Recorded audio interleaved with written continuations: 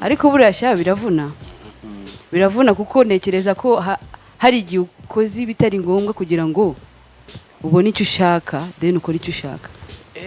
Hari igihe ukora ibintu bitari ngombwa kugira ngo ubone icyo ushaka then ukora icyo ushaka. Ahubwo se ubwo urugero ko mugani ari kubitekerezaho nyine ngayibaze sibyo navuga ariko ngiye natekereza akazi nubwo batabikubwiye direct ariko wewe wisumva arakazi nahise mvuga ngiye kuba umusitari karabaye. ushobora no kwemera ukoza inkweto za Rikiba kugira ngo akunde agukorera indirimbo. Nese ubwo iki kintu sinumva kiba kiri ngombwa kugira ngo ugere ku cyo ushaka. Oya hari ibintu ukora nyine kuko utabikunze ariko kubera ko biguha icyo ushaka ukabikora. Bivuge ngo ubwo wowe nta kintu utakora kugira ngo ugere ku cyo ushaka. Yego. Umubajije ikibazo cyiza. Nibyo ariko kandi aravuze ngo yego. Jewe rero bitamumbariza nk'ibintu zibigoye.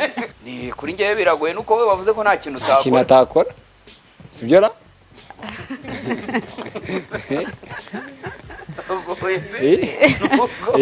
Ko ntacyo utakora. Ubwo wabaga uri mu bihe bikorwa se muri icyo gihe wari utarasohora indirimbo? Nabaga nyine byageze umva byarangoye Philippe byarangoye ibintu biravuna bita byarangoye message ya Shadibu naya keretse ndahabayeho ko ahindura ibyo yambwiye ugasanga ahubwo we ni uri kugenda gutya ariko ngiye ndi tayari kabisa gukorana nabo niko tayari kungangana naye kungangania na kuishi naye hata kama hanipendi sijui hanitaki lakini mimi nampenda. Uko tayari kuishi naye milele na milele? Ndio. Na hutoweza kumwacha. Sasa mbona wewe unatusimulia? Nabivuga kugira ngo banyumve. Uko disi mutima ari tayari gukora icyo ari cyo cyose. Mutima ari tayari. Uzi ko abyemere kuri TV ko azababeshya. Azababeshya pe. Ariko uri innocent mutima. The Choice Live. Umunsi gendira ibitanzania asanga ariyo mpamvu. Ntabwo ubwo wigeze wumva speech ya His Excellency yagiye gusura abanyarwanda ba muri Afrika y'Epfo kera. Yarabwiye ngo hariya ngo mwavukiye hano muri abantu. Ngo niko mwamuvuga. Ngo hariya ngo mwumva muri abantu. Naho twahungiye. Ngo n'ibisekuruza byanyu hariya ngo nabyo byakuriye. Turi abanyarwanda abantu batari ko twe twamaze igihe urabyumva ni iki niho twavukiriye ngo hariya ngo imbwi bwaguriye mu kiraro cy'inka ibyo bwaguye byitwa ngo iki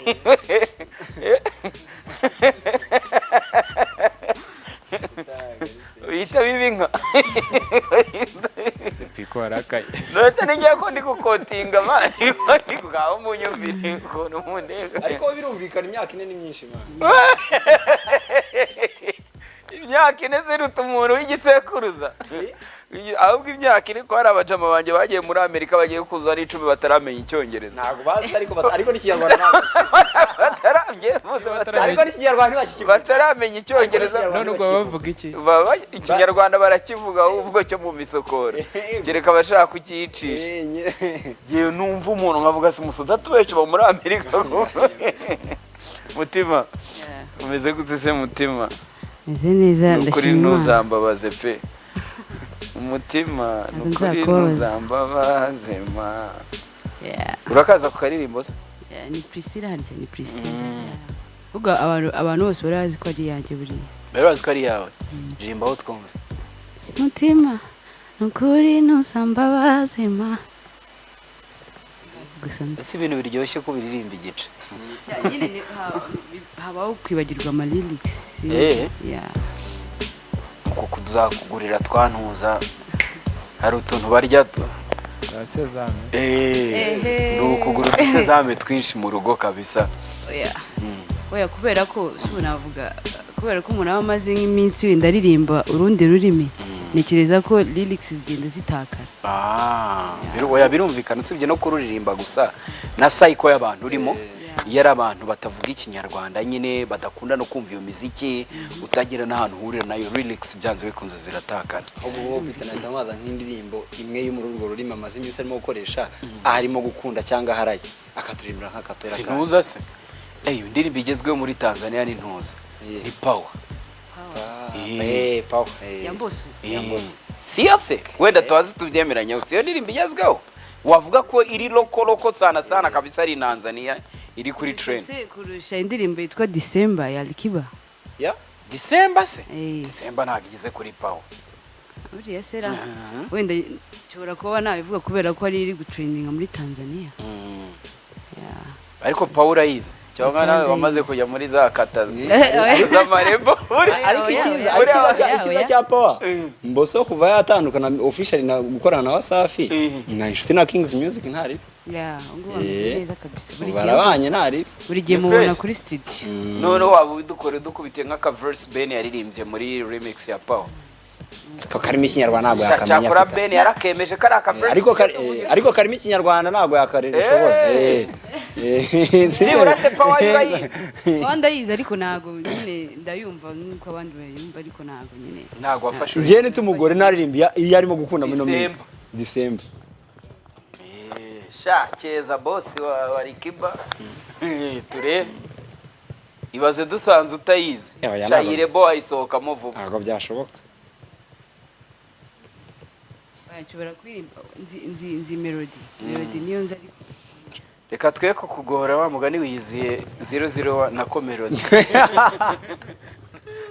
reka twe ko kugora kahizo uramugaruye kandi umugaruye mu byina uzi melody umugaruye mu byina uzi melody nuko byari ibintu bisa naye nagiye kuvuga synonyme yabyo ariko azi melody happy new year mutima happy new year too meze neza kabisa turakwakira muri The Choice Live Imana ishimwe cyane murakoze cyane twari duhereye mu bindi ariko twagomba kuguha ikaze I guess it's your first time kuri The Choice Live ni inshuro yawe ya mbere uje muri kwisibo ndakeka ari yambi of course The Choice Live ni ikiganiro cya Isibo TV so urumva nibwo bwa mbere nyine ukijemo over the last 5 years ntago wari active mu muziki nicyo bivuze kuko ngira ngo turi hafi kuzuza imyaka 5 kabisa ntago wari active mu muziki kandi ngiye nkuzi way back byari bimeze gute what happened ko wari muri mu muziki uragenda uraceceka ubu ngubu uragarutse tubwire muri iyo period yose ukuntu wari ubayeho uko ubuzima bwari bumeze as an artist ntabwo biba byoroshye ushaka kongera mutatu ntabwo yesu kandi nanarira ariko of course yirize hari ukuntu urira ariko we nabonye arira ntabwo yirize we urarira ntabwo wiriza kabisa wenda wamuha nk'urugero rw'umuntu wiriza kugira ngo mbe niba bisa sibyo Fred aramuzi yasetse nawe sibyo nakubwiye ni umusitari ngo nose urumva muzi gute ngo numve niba tumuhuje ntabwo isumva batusi urumva muzi gute ubwo twumve naye niba muzi ni umusitari ahubwo navuga uwe wenda twumve kare twavuga ni umusitari ariko nyine ntabwo namuvuga araririmba cyangwa ararapa cyangwa ni byose ni byose sinakubwiye amaze igihe kinini ararapa cyabitangiye vuba yesu okay ntabwo mbizi ntabwo njye mbizi wenda murangwe 18 iraza uzi ko karimo arashaka guta muri Disney ibintu byitwa gute bya ntabwo uzi ko bigezweho oya tubwire rata byari bimeze gute muri icyo gihe urumva cya gihe twari tuziranye muri iriya myaka iriya yashize habagaho ko umuntu yishakisha asitaragoringa mu buryo bwe niba arahabonye agafaranga se cyangwa se abonye sponsor agashaka uburyo yabihuza agakora ibikorwa ariko buriya sha biravuna kuko ntekereza ko hari igihe ukoze ibitari ngombwa kugira ngo ubone icyo ushaka then ukora icyo ushaka hari igihe ukora ibintu bitari ngombwa kugira ngo ubone icyo ushaka then ukora icyo ushaka ahubwo se ubwo urugero nshobora no kujya guhinga njye ntabwo ndi umuhinzi ariko najya guhinga kugira ngo mbone amafaranga yo kugira ngo nshore umuziki. Ushobora no kwemera ukoza inkweto za Alikiba kugira ngo akunde agukorera indirimbo. Nese ubwo iki kintu sinumva kiba kiri ngombwa kugira ngo ugere ku cyo ushaka. Oya, hari ibintu ukora nyine kuko utabikunze ariko kubera ko biguha icyo ushaka ukabikora. Bivuge ngo ubwo wowe nta kintu utakora kugira ngo ugere ku cyo ushaka. Yego. Umubajije ikibazo cyiza. Nibyo ariko. Kandi aravuze ngo yego. Yego. Jewe rero bitamumbariza nk'ibintu zibigoye. Nimumvange. Uretse ubu kubera iki uri umugome. Oya, nese umbice bimugoye gusubiza. Cyangwa nuko avugisha ukuri. Oya, umbice bimugoye se? Oya. Ahubwo mbwira ibintu zibigoye twumve ko none ntabisubemo ngo nta kintu atakora. Ariko mu buryo bwiza. Mu buryo butabangamira na gute? Ntabwo waba ubangamiye nk'urugero urimo urakoresha ikirenge cyawe cyangwa akaboko cyangwa ikindi gice cy'umubiri wawe waba ubangamiye se gute? Ahubwo Peter hari ibintu zibigoye. Ko mbajije ikibazo ukikanga hari ibintu zibigoye gukora kugira ngo umuntu agere ku cyo ashaka. Urumva njyewe nko kugira ngo ntange umubiri wanjye nkunde nkora umuziki. Biragoye. Ni kuri njyewe biragoye nuko we bavuze ko nta kintu utakora. Nta kintu atakora? Sibyo ra?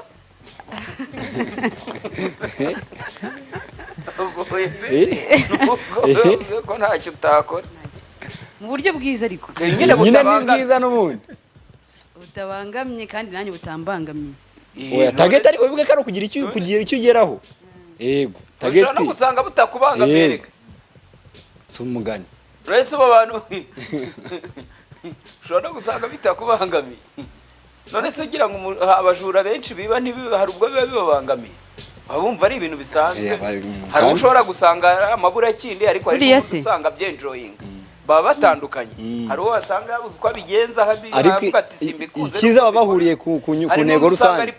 Ikiza intego rusange bari kugira ngo hari passion urukundo avuga ati umusati we. Ariko ikingenzi nuko bose babikora. Ari uwiba abishaka, ari uwiba abisabwa. Nyine bose barayiba. Ikiza gihari. Se mutima ko turi gutuma utekereza cyane. Muri kuncyanga burandi kuvuga ibintu mvuze bari kunyumvara cyane njye uri kubitekereza njyenyine. Nyine niyo mpamvu biri kwitabi. Tuvuge mu Giswahili umaze iminsi umenyereye. Oya, Ikinyarwanda kizi rwose cyane ko niyo nakivuze baracyavuga ngo ntacyo nzi kandi ngiye muri njye numva nyine. Giswahili. Bakavuga ngo ntacyo uzi. Ntacyo nzi ngo ndacyagerageza. Ese umaze imyaka ingahe muri Tanzania? Maze imyaka 4. Ine yose? Wagiye utese tubwira ubwa mbere ujya gufata icyemezo cyo kugenda. Nagiye muri ndakeka twari turi muri corona. Ibintu byabaye umva narabishakaga pe. Kuko urumva icyo gihe nakazi kari gahari nibi by'amabandi twakuraga bari babihagaritse amahoteli sinakubwira utubari. Byatangiye rero ngo habayeho ko bari muri apartment bari gukora session ya studio nyine bari kuri codinga. Kumwe praying indirimbo kuri YouTube. Praying indirimbo then barayirika. Bayiretse kubw'amahirwe kwa kundi nyine imipango y'Imana utamenya ahantu icya. Indirimbo yanjye biri praying. Iyi praying baravuga si umukobwa no waye ko twumva aririmba. Bashaka uburyo bangeraho. Ubwo ni Alikiba. Alikiba no wese bivuga aravuga umukobwa no wahe. Ryari muri iyo myaka muri iyo myaka baravuga umukobwa no waye ko aririmba neza se ntango bibaho nyine. Okay, ntago ari ushiramo ibikabyo ariko nyine yumvaga ari avuga n'ubwa mbere numvisha umukobwa uririmba gutya. Bumva nyine ndirimba ruga nyimbo ndirimba ikindi kirimo nyine batazi cyari cyo. Bagerageza kucyumva cyane barabaza bumva ni Ikinyarwanda. Birangije bajya kuri social media zanjye baranyandikira cyane ko bwa mbere nabanje kugira ngo nabateka mutwe. Uwo kwandikiye ninde? Yabanje manager we nyine witwa Aidan wa kera nyine. Aranyandikira arambwira ndi manager Alikiba turashaka kuvugana nawe kubijyanye n'akazi. Alikiba nyine ni ibintu Alikiba nanjye bihuriye kuko none Alikiba numva nyine ni ibintu bije nyine ndamureka sinamusubiza. Niba barabonye mbiciye amazi Alikiba sinzi umuntu bahamagaye yitwa niba ari Crave ntabwo nikivuga izina rye ukora kuri KC2 Keripi baramuhamagara bari baziranye sinzi n'uburyo baziranye arambwira ngo baramubaza niba anzi kubw'amahirwe basanga tuziranye aramubwira rero turashaka kugira ngo duhuze nawe n'ibiki abahaye nimero yanjye Alikiba nyine ahita ahamagara video call kigera ndi mu rugo Gisenyi umva yarahamagaye mfatwa nk'amashanyarazi nyine numva ni ibintu ndavandi kurota cyangwa Can you imagine umuntu nka Alikiba araguhamagaye from nowhere ntago muziranye aguhamagaye noneho video call nkuko nanjye ubwo nayo yakora nkabona Imana irampamagaye wakwitaba ahubwo wowe tubwire waritabye sha umva nabonaga nimero ndafasi nimero of course ndavuga wenda sinzi ushobora kuba ari umuntu nshaka naze wari we rikamwitaba mwitagitsanganya Alikiba phone nangira gutitira navuga mana so niziranyica igiswahili ibya biswahili byo muri Kongo nkajya mvangamo n'ibindi birimo nyine aranyumva nyine turumvikana ariko nyine ndi kumva natakiri kubyumva nyine umuntu uri hambo yamvugishije neza atuje then dupangira aho ngaho nyine uvugana ko ugomba kujya muri Tanzania nanjye ndavuga naho ndaje bakakubwira ko ugiye gukora iki bambwiye ko ngiye gukorana nabo cyangwa bavuze ngo weva yo gusa oya urumva muri iyo minota muri iyo minota twavuganye muri iyo covid ko mugani ari kubitekerezaho nyine ngayibaze sibyo navugaga ariko ngiye natekereza akazi nubwo batabikubwiye direct ariko wewe wisumva arakazi nahise mvuga ngiye kuba umusitari karabaye bakibwira ati vayo ngo ngwino dukorane dukore ibikorwa byinshi ndavuga ibyo gusa ahubwo ngiye ndaza ejo baravuga noneho uyu nguyu wowe noneho tukorera agati mu ngo nguraze ejo aravuga okay reka tuvugane na management ubundi twaranje urwo rugendo rwawe denuzi ndakeka ibyumweru 2 ntabwo byashize bamatishiriza itike deni njya kubonana nabo ibintu byose tubipanga ndi hariya nyine ndiho kuba icyo gihe ntabwo wongeye kugaruka nazaga uko umwaka urangiye narazaga gusura famiye ubwo wabaga uri mu bihe bikorwa se muri icyo gihe wari utarasohora indirimbo nabaga nyine byageze umva byarangoye Philippe byarangoye ibintu biravuna bita byarangoye message ya Shadibu nayo byarangoye biri seriye kuko urumva iyo myaka yose urumva nagiye nzi ko ndatenjya muri studio nyine twari dukora indirimbo ikahita iba hit ugeze usanga bimeze gute nagezeyo ndicara umva naricaye batirya uryame ntamva cyakoze umva bamaga amafaranga bandira buri kimwe mbese ngiye nabaga ndaho ngaho nyine njya muri studio ni studio gusa nakoraga njya muri studio nkajya guhimba indirimbo nkajya muri siporo ubundi nkaryama byonyine mu myaka ine yose nibyo nakoraga ariko rimwe nkajya numva nshaka kuvuga aba bantu wapi wasanga Imana yaribeshe pe kwa kundi uvuga ngo hari igihe ubona umugisha kugira ngo ni wa Satani umva nabyo narabitekeye ndavuga uyu mugisha wasanga ari wa Satani ni gute abantu banzana gutya bazi ko nakoraga ariko baranzanye ndicaye umva nkajya ndira cyakoze rimwe na rimwe nkumva akajwi k'Imana anyuzagamo nkasenga umva akajwi k'Imana karambwiye komeza wihangane none n'abantu bari mu Rwanda ngwino Yesu we akajya ambwira ngwino rwose abo ngabo nabo gutesha umutwe bari kukwiciriya kariyeri nyine nabyo bikamvanga gusa nyine kubw'amahirwe Imana yabashije kumfasha byose mbinyuramo ntabwo wajyaga muri studio se muri session za Alikiba ngo ushyiremo n'utujwi ku byose narabikoraga ariko ntabwo nasohokaga nk'umuhanzi nyine nka Mutima babwiraga ko ari iyihe mpamvu ituma nyine mutegereza mfite muri iyo minsi nari mfite amakuru numva ko abatanzaniya buriya niko bamize iyo bashaka gukorana nawe urabona uri umukobwa nyine hari uburyo bagupima kwihangana kwawe kumeza ute ese uyu muntu dukoranye ntabwo azadukoshona cyangwa se agira ibindi bintu by'amadega akora ntekereza ko aribyo byabaye buriya na Zucu buriya yicaye imyaka 5 nako ntago ari abakobwa gusa n'aba Rayvanny bose nawe yavuze ko yicaye imyaka 5 noneho we kuko nabonye nuza Riza avuga ko nuza zucuka bisa nk'imyaka 5 yayikubise yarayikubise nawe arabivuga nababara bakunda kubanza gutinza abantu baranyinze nabamboso buriya kugira ngo bakore babanje kugenda inyuma ya Diamond igihe kinini babona muri bande bamubekinga kandi barasinye kiza cyamboso ko yamaze kuva muri ya moto ameze nk'aho yabonye aka breakthrough kumutinza byaragoye nyine cyane ntago byakunze nk'ukuntu bikunda kugenda we imyaka irashize rero batindirimbo ni ugomba gusohora gihe kirageze bahitamo gute mu zindi wari ufite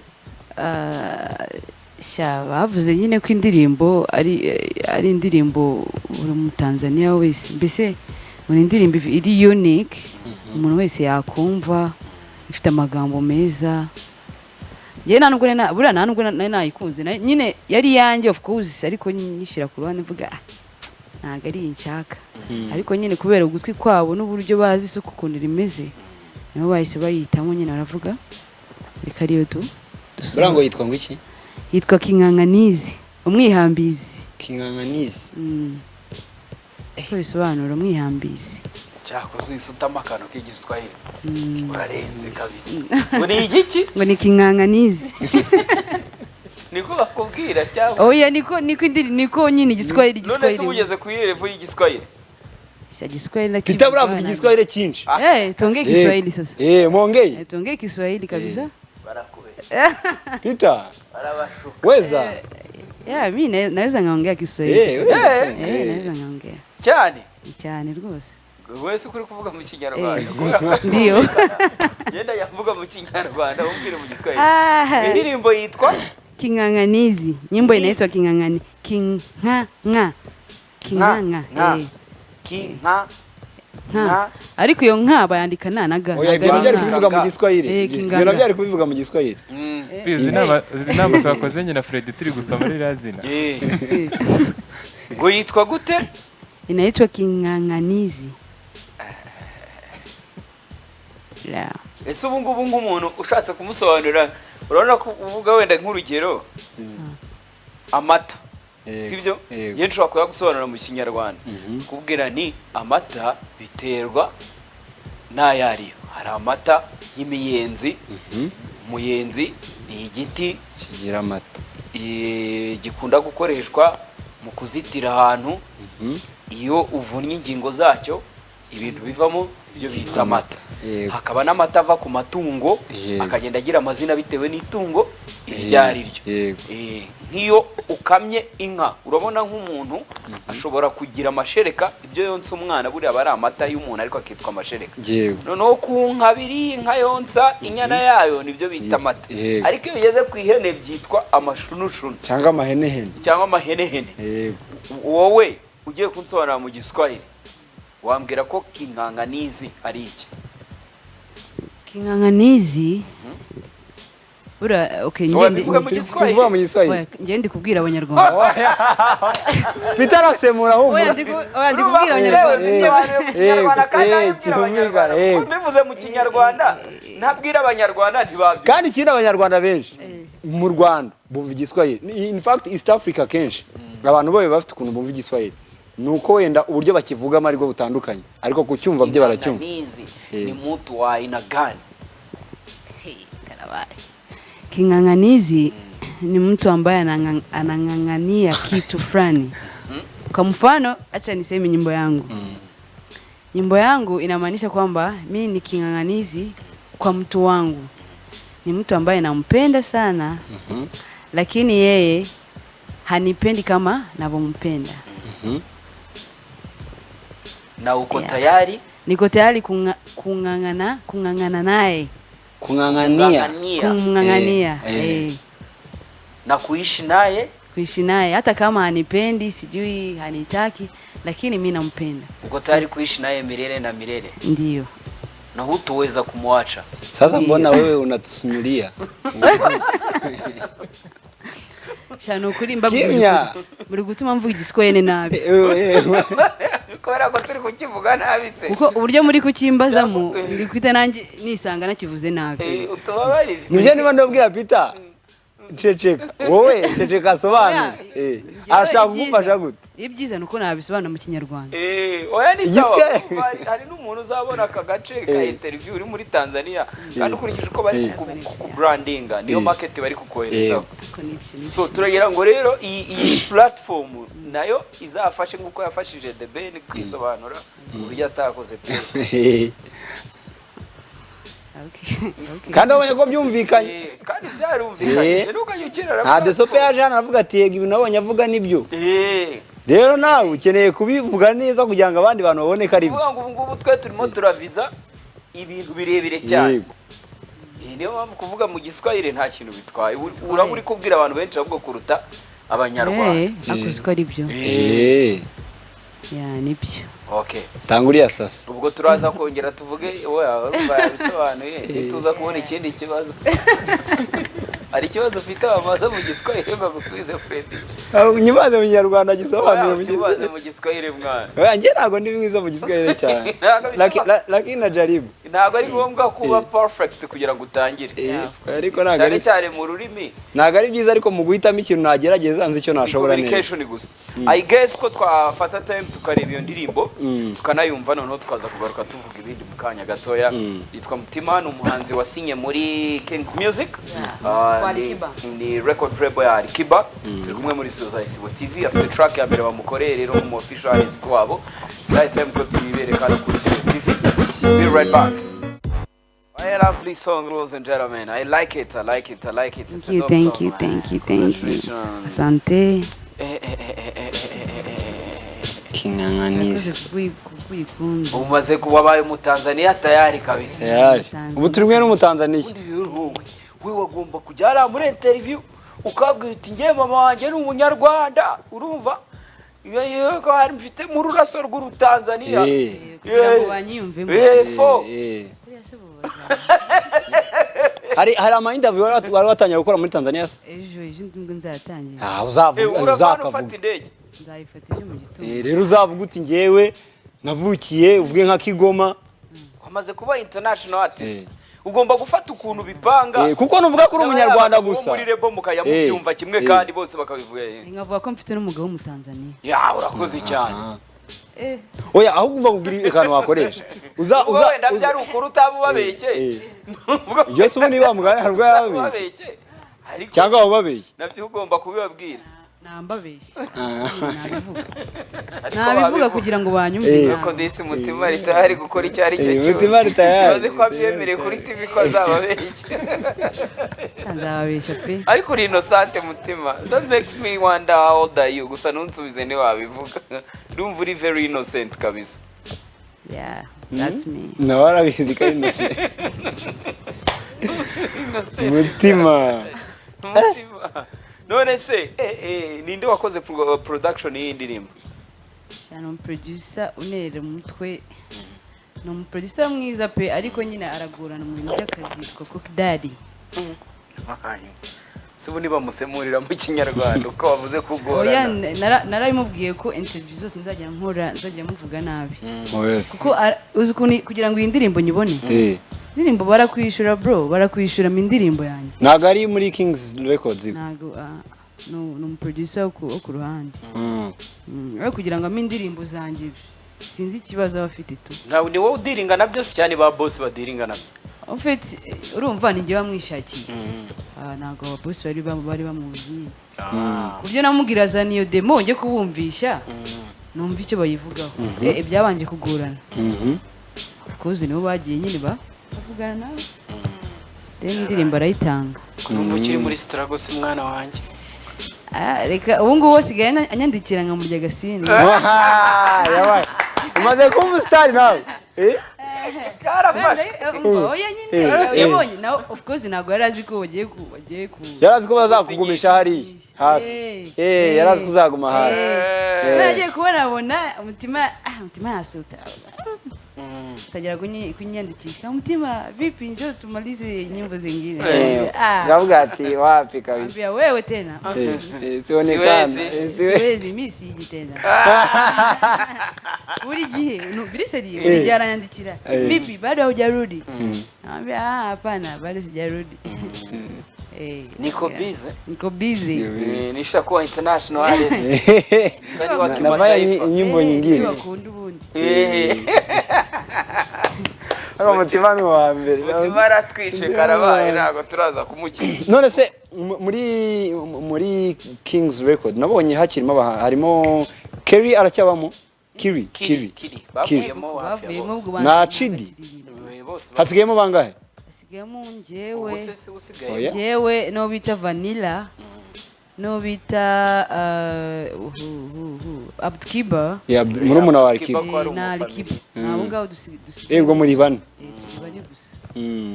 None se ubona impact y'abahanzi bagiye bacamo. Irahagije ku buryo bavuga ngo nubwo nageraho bageze nta ribi. Njyewe target mfite. Buriya target njye nari mfite. Ibintu ndi kuvuga Susi byamuraho. Oya, nta kintu bigutwara. Ariko bari ko kuri. Oya. Naga ariko kuri, usanze atari ko kuri. Oya nshobora kubivuga. Bakavuga kumbe. Ni we target yawe. Ariko hisha utazabura amahirwe yawe. Actually nibyo. Kubera the choice. Wari ari bihisha nibona ari bibi. Nibo batabikunda. As long as n'ubu ngubu nekereza ko ba babona yaragiye bango ngiye mfite we mwaka umwe. Nikoye. Wabona vuza ati ngera maze na WhatsApp bari kumvugisha. Mario yitwa ngo iki? Bad Nation. Bad Nation. Wabona nabo ugiye kuvuga ati bari kunyivugisha. Ngewe yari abantu bagutunze bakakwihangana. Hari kubaho ko wambwira ngo ushobora gusubira iwanyu nyine turabonana. Ariko umva Alikiba n'umwana mwiza byatari nyine nuko rimwe na rimwe nawe ameze ariko buriya nekiza ko ubu ngubu ngiye mu kazi k'uburyo tuba tuvugana abari seriye kabisa n'akazi kanjye kandi abambwira nyine umurongo ngomba kugenderaho keretse wenda habayeho ko ahindura ibyo yambwiye ugasanga ahubwo we niwe uri kugenda gutya ariko ngiye ndi tayari kabisa gukorana nabo as long as turi kuzuzanya kandi tugasohora ibikorwa tuzakorana kabisa Toto wa Rubavu sawa cyane kabisa Toto yagisenga ngende umva twamwifuriza amahirwe masa Imana izagushyigikire kabisa uzatera imbere uzagenda ukore cyane ntago yabyoroshye gukorera mu gihugu cy'amahanga abara batanzania no nabaswahili ugomba kuba makini sana. Yeah, of course. Ngosha uguranyibukisha umwe muri management yanjye yarambwiye niba uroge cyane niba unasenga usenge cyane niba unapfumuza upfumuze cyane kuko ahantu ugiye nago nakubwira 100% kwizera harimo ibigusha byinshi cyane. Yabikubwiye gute mu Giswahili kugira ngo abantu banumve ko ako kantu ko kavuga. Ni rafiki yangu sana anaitwa Chiko. Aliniambia kama unaroga urogi sana. Kama we muombaji omba sana. Kama unaenda kwa waganga enda sana kwa waganga. Kwa sababu hii industry si ya kuchezea, si ya kupotezea. Itabidi kama umeingia kwa kitu fulani cha kufanya mafanikio yako azidi kuongezeka, itabidi uongeze kitu cha kukulinda. Aliniambia hivyo. Ubwo mu bintu byose yakubwiye nike wizereramo cyane utekereza ko cyazagufasha ku isoko urimo gukoreraho? Umva sindabona umupfumu sindarogana nubwo ndabona umuntu baroze. Ndavuga ku isoko urimo gukoreraho icyo ubona cyakora niki? Umva nzasenga nitaomba sana. Taomba sana. Nzasenga. Naomba sana, naomba dua. Tanzania aba baganga benshi ariko barahari. Barabikoresha no mu muziki wabo. Arabona umva babikoresha ntago ndabibona babikoresha ariko ndabumva nyine bajyayo kuva bavuga nka nuza nk'urugero nk'abajyayo se nk'abajya babeshyera abo babeshyera abo bumva bavuga nyine utazi niba ari ukuri ko ari hafi ya bose se abasitari bose bari hejuru bose tuzi ko numva ngo bose bajyayo. Kukeka na Alikiba ko yabajyayo. Oya Alikiba cyane abo ntabwo bajya bamuvugamo. Alikiba ni umuntu usenga cyane. Buriya Alikiba arasenga ahubwo birananangaza uburyo nyine asenga.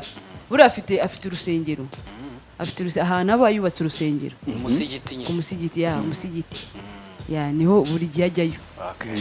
Nkiza ko ari umusenzi cyane. Fresh. Ari umusenzi.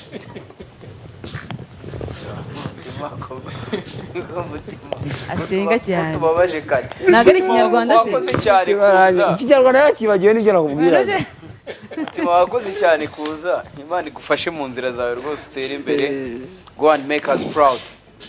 Ya reka twongere turebe gato kuri track ya Mutima mu gihe tumuherekeza turagaruka n'andi makuru. Ubwo se mbere yuko tugenda wenda nk'umuntu ushaka kunkurikira ashaka kureba nk'ibikorwa byanjye. Social platforms Yeah. twagiye. Nko kuri Instagram ubu ngubu banyitse ngo Mutima wangu. Mutima wangu. Ariko muri Mutima harimo double T. Mutima wangu. Kuri YouTube ni Mutima wangu pia. Kuri TikTok Mutima. Mbese ni Mutima ariko harimo double T. Nabashyiramo T ebyiri. Ya naho Mutima. Okay. Ndumva ari sawa cyane. Ngo mugere mukurikire track ye muyishake kuri YouTube. YouTube channel ye yitwa Mutima wangu. No zindi social media ze ni Mutima kandi harimo ta ebyiri. Turiho gato kuri track ye niba ari bugituning turagaruka mu kanya n'izindi bonus station. The Choice Live.